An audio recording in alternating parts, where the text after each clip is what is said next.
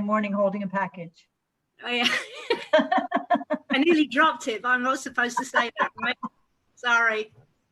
Landed on the carpet. I'm pretty glad it landed on the carpet. Nice. With the lockdown, it was very hard to get the award to Kay, and Karma was absolutely fantastic and instrumental in making that happen. So thank you, Karma. Thank you. My pleasure and honor. So you did have the opportunity to read the book, The Rage Less Traveled, and you're going to share some thoughts with us. I did, and I actually have you to thank for that. First of all, I want to thank you, Cheryl, and the Atlanta Israel Coalition for inviting me to take part in this unbelievable event and to have coaxed me into reading a book that otherwise would have been something that I would not have picked up, to be completely transparent and honest. I'm the daughter of two history teachers, Jewish history teachers, mind you. And the abundance of Jewish violence that I heard in my house was, the stories was enough to leave me, with a satiated appetite for Holocaust stories, etc. And I want to thank you, Cheryl, for introducing me, first of all, to Kay's story, who for me was a terrible news story as an Israeli, that unfortunately we see terrible things happen.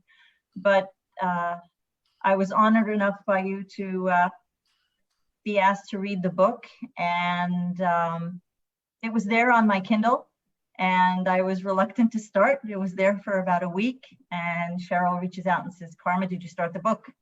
The event's in about a month. I want you to start the book. Well, honestly, I picked up the book and could not put it down.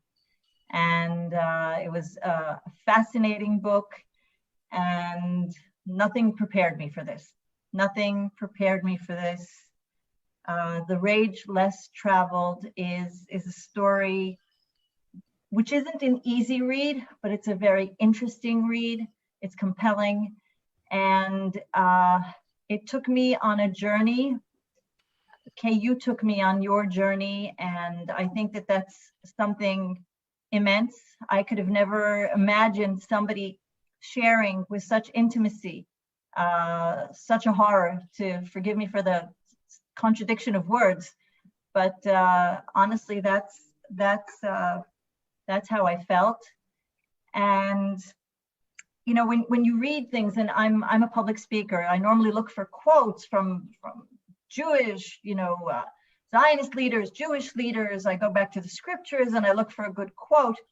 And I wanted to say something meaningful, and nothing was, to be very honest, nothing was meaningful enough. Really, it wasn't. The only other thing I found that spoke to me, and then I reached out to Cheryl again and I discussed this with her, was when you have no choice, mobilize the spirit of courage. That's a Jewish proverb. I couldn't find the source, but it seemed so empty. So I went back to Cheryl and I said, Cheryl, it means so much more to me. And then it hit me.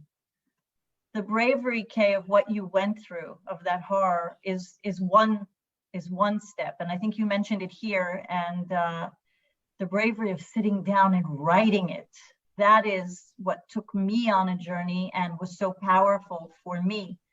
And I want to thank you for I can't even imagine the pain that you endured writing it, and the insight that it gave me, the intimate writing of the pain and the fears and all the things that people don't want to read in books. They want an easy airplane book or something, that'll get them through. But I got so much from reading your book, and I think that the bravery is twofold. It's to go through that horror and then to sit down and share it with the world, to make the world a better place. And for that, I cannot thank you enough. And it changed me. Very few people, really, I don't say that, and Cheryl already knows me well enough. I'm not one to compliment, or it's not a compliment, it's my honest, transparent truth. Your book changed me. I served in the IDF, I've seen things, but to allow me to dive into your story is something that I was able to come and tell other people. You enabled me to share your story with other people and encourage them to read it as well. And first of all, I pray that there will never be any more victims, but unfortunately we know what happened. But you took a story of victimhood and made it into a story of courage. You turned your story into something which gives to others, and your courage is something I cannot thank you enough.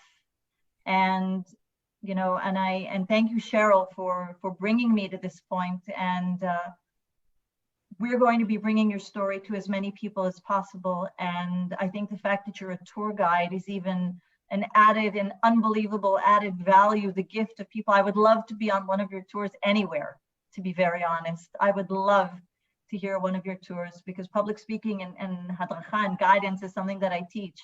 So from the way I read you, I would so love to sit in one of your lectures or tours.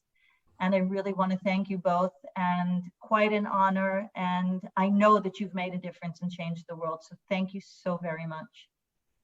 Thank you, Karma. That's really, I'll take every word to heart. That's very meaningful for me.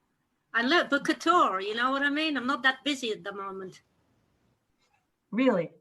That's right. Of course, we're on lockdown. lockdown. Yeah. Of course. Well, thank you, Karma. Thank you very